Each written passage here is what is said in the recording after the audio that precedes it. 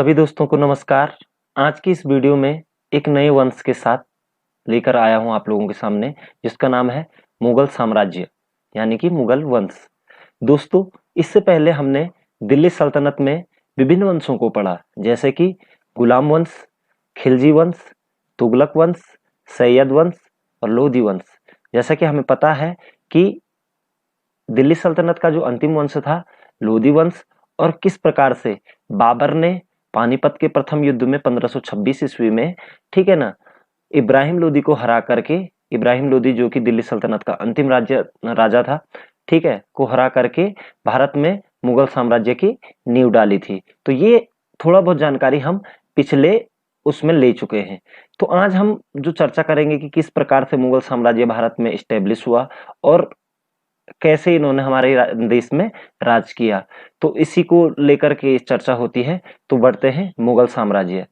दोस्तों, मुगल साम्राज्य जो कि भारत में अगर बात करें तो जो प्रथम काल जो रहा मुगल साम्राज्य का, वो 1526 से लेकर 1707 ईस्वी तक रहा। 1526 से 1707 तक रहा। उसके बाद जो भी मुगल काल रहा, लेकिन उसके बाद जब औरंगजेब की मृत्यु हो जाती है तो उसके बाद उत्तर मुगल काल में हम अन्य राजाओं को पढ़ेंगे मुगल काल के। तो प्रारंभिक मुगल साम्राज्य की हम बात कर लेते हैं, जो कि 1526 से 1707 ईस्वी तक चला। तो मुगल, यहाँ पर एक शब्द आ रहा है मुगल, तुर्की के चुतगाई वंश से संबंधित है। एक वंश था तुर्की का जिसका नाम था चुतगाई वंश, ठीक है ना। तो मुगल चुतगाई वंश से संबंधित थे। 1526 में पानीपत के प्रथम युद्ध में दिल्ली सल्तनत के अंतिम शासक इब्राहिम लोदी के को पराजय के साथ ही भारत में मुगल वंश की स्थापना हुई थी, ठीक है ना। तो जो बाबर था उसने इब्राहिम लोदी को पानीपत के प्रथम युद्ध में हराया था, ठीक है, और उसके बाद से भारत में मुगल वंश की स्थापना हो गई थी। तो जो कि पानीपत का जो प्रथम युद्ध था उसको जीता था बाबर ने। तो उसी पर हम ये कह सकते हैं कि मुगल साम्राज्य का जो संस्थापक था वो कौन था? बाबर था। तो वहीं से हम शुरुआत करते हैं और इसी प्रकार से हम अन्य राजाओं को आगे पढ़ते जाएंगे। तो आइए देखते हैं मुगल साम्राज्य के संस्थापक बाबर को। बाबर बाबर 1526 से 1530 ईस्वी तक इसका कार्यकाल भारत में रहा है। मैं आपको थोड़ा सा एक दो चीजें यहाँ पर क्लियर कर देना चाहता हूँ। बाबर का जो जन्म हुआ था वो 1483 ईस्वी में फरगना में हुआ था। अब ये शब्द आ रहा है यहाँ पर फरगना। फरगना आपका जो पड़ता है ये उज्बेकिस्तान में पड़ता है, जो अभी वर्तमान में एक देश है उज्बेकिस्तान, मध्य एशिया में। उज्बेकिस्तान में एक जगह का नाम था फरगना, ठीक है। वहीं पर इस फरगना, उमर शेख मिर्जा वहीं पर एक राजा थे, ठीक है ना। तो वहीं पर फरगना में ही 1483 ईस्वी में बाबर का जन्म हुआ था, ठीक है। बाबर के पिता का नाम उमर शेख मिर्जा तथा माता का नाम कुतलू गनीगार खानम था। कुतलू गनीगार खानम, क्योंकि इसके माता पिता का नाम इसलिए याद रखना पड़ता है क्योंकि इनके पिता जो थे वो तैमूरलंग के वंशज थे और माता जो थी वो चंगेज खां की वंशज थी, ठीक है ना। तो तैमूर खान और चंगेज खान, तैमूरलंग और चंगेज खां का खून था, समझो, कह सकते हैं आप, बाबर के अंदर, ठीक है ना। तो इसलिए इसने महान तो होना ही था। और देखते हैं उसने कैसे कैसे अपनी महानता का परिचय दिया अपने जीवन काल में, ठीक है। तो वह अपने पिता की तरफ से तैमूर यानी कि तैमूरलंग जो कि तुर्क था का पांचवां वंशज था, ठीक है ना। तैमूरलंग की तरफ से वो कौन सा वंशज था? पिता की तरफ से पांचवां वंशज था तथा माता की तरफ से चंगेज खां का 14वां वंशज था, 14th, ठीक है ना। तो चंगेज खां मंगोल था, यानी कि तुर्क और मंगोल दोनों प्रकार का खून बाबर के अंदर भरा हुआ था, ठीक है ना। तो माता की तरफ से 14वां वंशज था ये मंगोलों का और पिता की तरफ से तैमूरलंग का 5वां वंशज था, ठीक है। बाबर मुगल वंश का संस्थापक था। वह मध्य एशिया स्थित फरगना का शासक था। इस पर हम बात कर चुके हैं, ठीक है। 1501 में उसने समरकंद पर अधिकार किया। समरकंद भी आपका कहाँ है? उज्बेकिस्तान में ही एक जगह का नाम है, यानी कि आप कह सकते हैं कि उज्बेकिस्तान का दूसरा सबसे बड़ा नगर है समरकंद, ठीक है ना। तो 1501 में बाबर ने समरकंद पर अधिकार किया, जबकि 1504 में उसने, अब धीरे धीरे वो भारत की ओर बढ़ रहा था, तो पहले उसने गजनी और काबुल जो कि अफगानिस्तान में है, गजनी और काबुल पर भी अधिकार कर लिया, ठीक है, समरकंद को जीतने के बाद, ठीक है। काबुल विजय के बाद 1507 में उसने अपने पूर्वजों द्वारा धारण उपाधि मिर्जा का त्याग कर दिया, क्योंकि इनके जो पिताजी थे वो शेख मिर्जा यानी कि मिर्जा नाम की उपाधि लगाते थे, लेकिन बाबर ने मिर्जा की उपाधि छोड़ करके, ठीक है, जब 1507 में काबुल विजय कर ली थी इन्होंने, तो इन्होंने पादशाह की उपाधि धारण करी। तो एक प्रश्न यहां पर से आ जाता है कि पादशाह के नाम से किस शासक को जाना जाता है, तो वो जाना जाता है बाबर को। ठीक है, अब आगे देखते हैं। बाबर का भारत के विरुद्ध किया गया प्रथम अभियान 1519 में यूसुफजाई जाति के विरुद्ध था। मैं आपको एक बात बता देना चाहता हूं, बाबर ने भारत पर जब पहले आक्रमण, क्योंकि भारत संपन्न तो था ही, ठीक है ना, तो बाबर और अपना राज्य विस्तार करना चाहता था बाबर, तो उसने भारत के लिए रुख किया। तो 1519 ईस्वी में उसने बाजौर और भीरा, जो कि अभी वर्तमान में पाकिस्तान में है, 1519 में उसने बाजौर और भीरा का किला जो पाकिस्तान में है उसको जीत लिया। उसके बाद 1519 में ही लगभग नवंबर के महीने में उसने खैबर दर्रे की ओर प्रस्थान किया, लेकिन तभी काबुल में विद्रोह हो जाने के कारण उसे वापस काबुल जाना पड़ा। उसके बाद उसने 1520 ईस्वी में पुनः बाजौर और भीरा का किला जीता, साथ ही साथ सियालकोट को भी जीत लिया। तो तीसरा अभियान उसका रहा। उसके बाद 1524 ईस्वी में उसका चौथा अभियान था, ठीक है, और इसने लाहौर और दीपालपुर को जीत लिया। ठीक है, जब लाहौर और दीपालपुर तक पहुंच गया, ठीक है, तो लाहौर का गवर्नर उस समय था दौलत खां, ठीक है, जो कि लोदी वंश का के अंतर्गत इब्राहिम लोदी ने वहां पर बसाया था।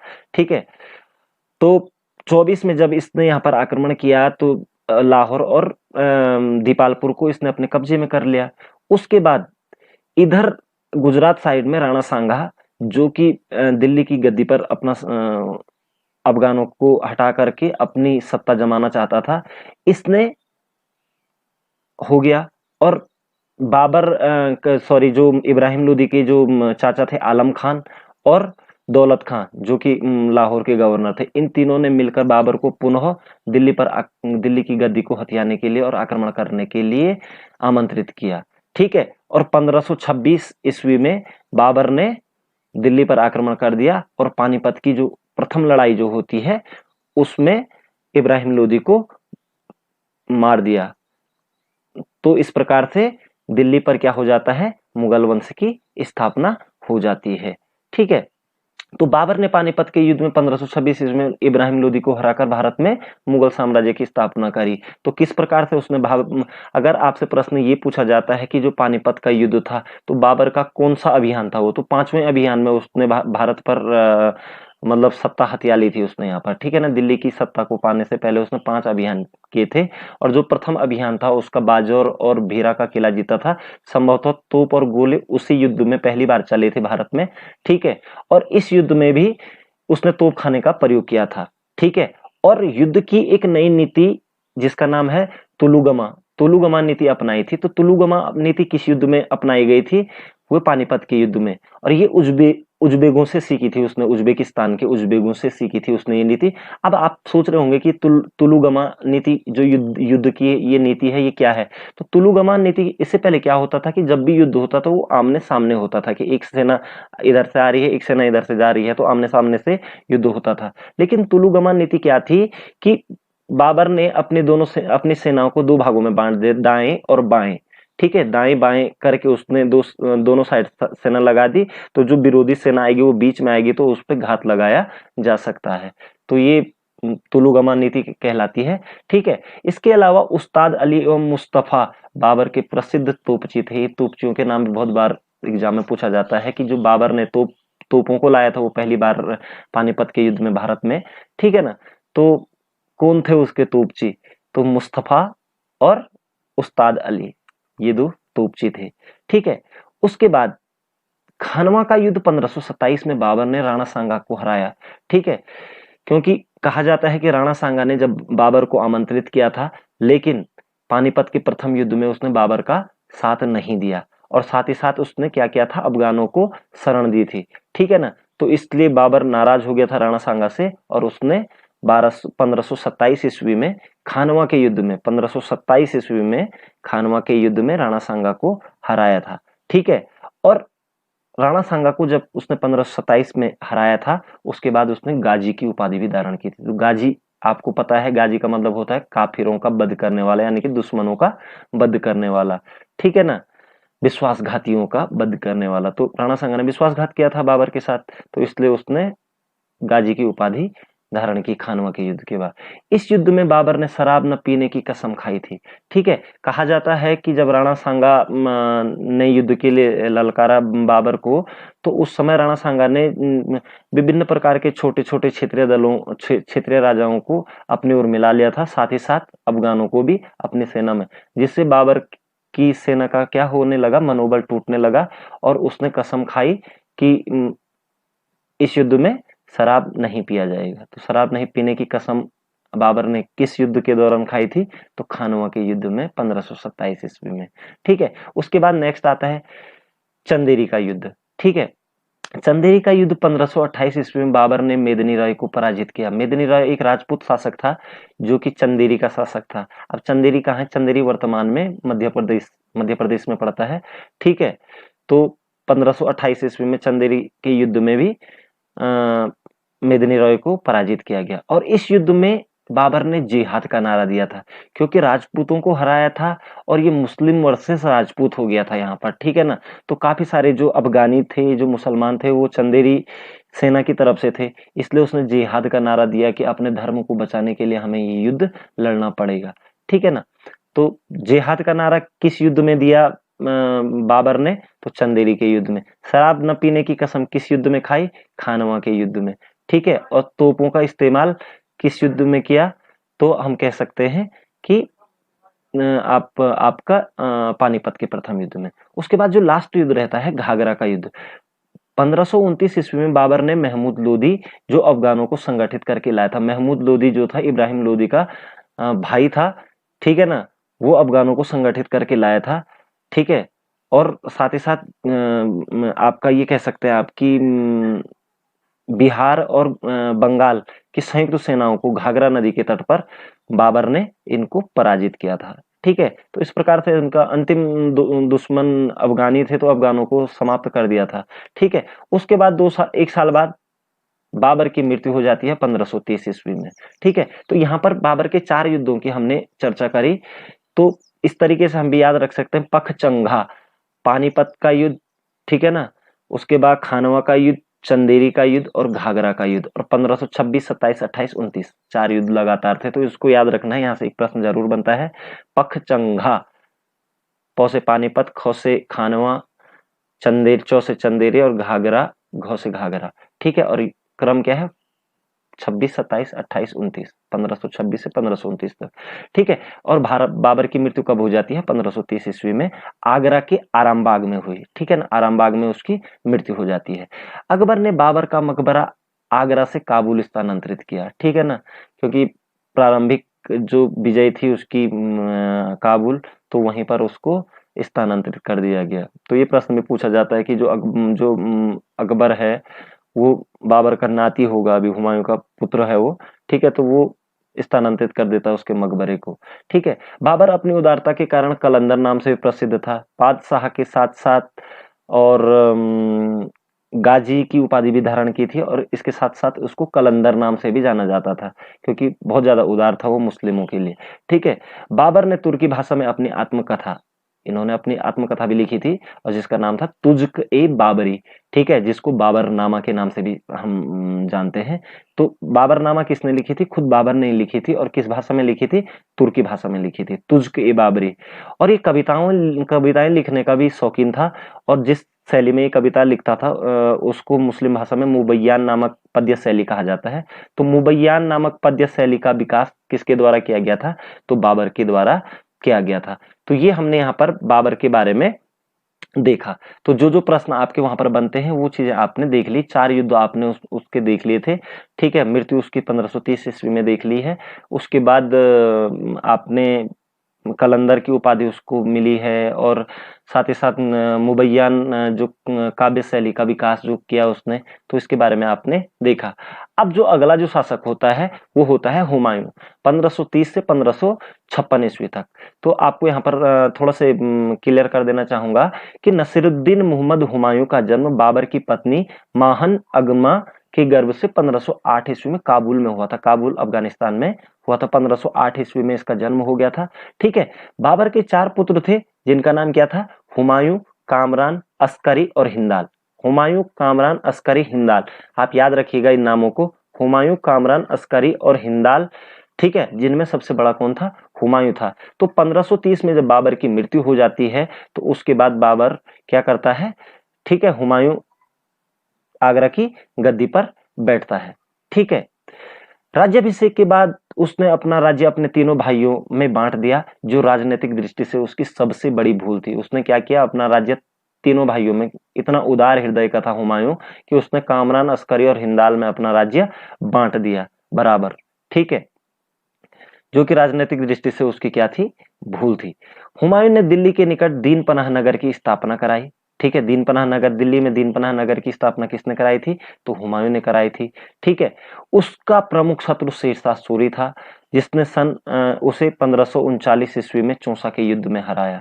देखो, तो 1539 ईस्वी में चौसा, चौसा आपका जो पड़ता है ये बिहार में बक्सर एक स्थान है, बक्सर से उत्तर में 10 किलोमीटर पर दूरी पर है। तो चौसा का युद्ध किस किस के बीच में हुआ था, तो हुमायूं और शेरशाह सूरी के बीच में हुआ था। और कब हुआ था, 1539 ईस्वी में चौसा का युद्ध। ठीक है ना, तो इसमें हराया था। उसके बाद 1540 ईस्वी में कन्नौज के युद्ध में, जिसे बिलग्राम के नाम से भी जाना जाता है, ठीक है, बिलग्राम के युद्ध में पराजित होने के बाद हुमायूं को भारत से बाहर शरण लेनी पड़ी। तो शेरशाह सूरी का और हुमायूं के बीच 2 युद्ध हुए। पहला 1539 में हुआ जिसका नाम था चौसा का युद्ध, और दूसरा था कन्नौज या बिलग्राम का युद्ध 1540 में। और 1540 में जब हुमायूं हारता है तो उसे भारत से बाहर शरण लेनी पड़ती है। ठीक है ना, इस आधार पर हुमायूं का शासनकाल 2 चरणों में विभक्त हो जाता है। जब वो 1540 में हार जाता है और भारत छोड़ना पड़ता है उसको, ठीक है ना, तो छोड़ना पड़ता है, तो इस आधार पर उसके दो कार्यकाल हो जाते हैं। एक तो प्रथम होता है 1530 से 1540 तक, जब कन्नौज के युद्ध में हारता है, उसके बाद भाग जाता है। फिर दूसरा जो चरण होता है उसका 1555 से 1556 ईस्वी तक। ठीक है, तो ये दो जीवन काल, दो बार उसका शासनकाल 2 चरणों में। तो किस राजा का शासनकाल 2 चरणों में विभक्त हुआ, तो वो हुमायूं था। ठीक है, अपने निर्वासन काल में हुमायूं पहले अमरकोट के राणा वीर साल के महल में रहा। अमरकोट वर्तमान में पाकिस्तान में है। ठीक है ना, तो अमरकोट के राणा वीर साल के महल में रहा हो पहले, और वहीं पर 1442 ईस्वी के आसपास अकबर का भी जन्म होता है इसी महल में, अमरकोट के वीर साल महल में। ठीक है ना, 1555 ईस्वी में ईरान के शाह और बैरम खां के सहयोग से उसने सरहिंद के युद्ध में सिकंदर सूर को हराकर पुनः दिल्ली की सत्ता हासिल कर ली। क्योंकि अभी आप पढ़ोगे शेरशाह सूरी के बारे में अलग से वीडियो बनाया जाएगा। 1545 ईस्वी में कालिंजर अभियान में शेरशाह सूरी की मृत्यु हो जाती है। ठीक है, उसके बाद जो यहाँ पर अफगान होते हैं उनकी सत्ता धीरे धीरे कमजोर होने लग जाती है। तो बैरम खां को ला करके सरहिंद के युद्ध में सिकंदर सूर को हराता है हुमायूं। ठीक है ना, तो सरहिंद का युद्ध कब लड़ा गया था, 1555 ईस्वी में। 1556 ईस्वी में, अब उसके बाद सिकंदर सूर को हराकर दिल्ली की सत्ता को पुनः हासिल कर लेता है हुमायूं। ठीक है, 1556 में दीन पनाह भवन के पुस्तकालय की सीढ़ियों से गिरने से उसकी मृत्यु हो गई। ठीक है, पुस्तकालय में गया था, उसके बाद वहां से गिरा और नीचे पुस्तकालय की सीढ़ियों से गिरने से किस शासक की मृत्यु हो जाती है, तो हुमायूं की मृत्यु हो जाती है। तो हुमायूं की मृत्यु पर लेनपुल ने कहा, लेनपुल एक इतिहासकार थे, उन्होंने कहा जिंदगी भर ठोकरें खाई और अंत में ठोकर खाकर ही मरा। ठीक है ना, तो जिंदगी भर वास्तविकता यही रही कि निर्वासित होना पड़ा, जगह जगह दूसरे राजाओं के वहां आश्रय लेकर रहना पड़ा, और लास्ट में ठोकर लगने से ही मृत्यु हो गई थी। तो ये प्रश्न भी उठता है कि किस शासक के ऊपर ये कहा जाता है कि जिंदगी भर ठोकरें खाई और अंत में ठोकर खाकर मर गया, तो हुमायूं के लिए। ठीक है, हाजी बेगम ने दिल्ली में हुमायूं का मकबरा बनाया। हमीदा बानो बेगम भी कहा जाता है इनको, इनकी पत्नी थी। ठीक है, तो हाजी बेगम ने दिल्ली में हुमायूं का मकबरा बनाया। तो दिल्ली में हुमायूं का मकबरा किसने बनाया, हाजी बेगम ने, या फिर इनको हमीदा बानो बेगम के नाम से भी जाना जाता है। हुमायूं की सौतेली बहन गुलबदन बेगम थी, सौतेली बहन, उन्होंने क्या लिखा था, हुमायूं नामा की उन्होंने रचना की थी। ठीक है। हुमायूं ज्योतिष पर विश्वास करता था, इसलिए उसने सप्ताह में 7 रंग के कपड़े पहनने का नियम बनाया। बहुत ज्यादा ज्योतिष पर विश्वास करने वाला था, इसलिए वह प्रत्येक दिन सप्ताह में 7 रंग के कपड़े पहनता था। तो ये चीजें आपको पता लगी हुमायूं के बारे में। तो इस प्रकार से अगले वीडियो में हम अकबर की चर्चा करेंगे, ठीक है, साथ ही साथ मुगल काल को आगे बढ़ाएंगे। आशा करता हूं कि आपको वीडियो जरूर पसंद आया होगा। इस वीडियो से आपके पास परीक्षाओं में जरूर प्रश्न आएंगे। आप लोग मेहनत करते रहिए, यही मनोकामना मेरी आप लोगों के लिए है। आपका समय शुभ हो। मैं आपके उज्जवल भविष्य की कामना करता हूँ। धन्यवाद।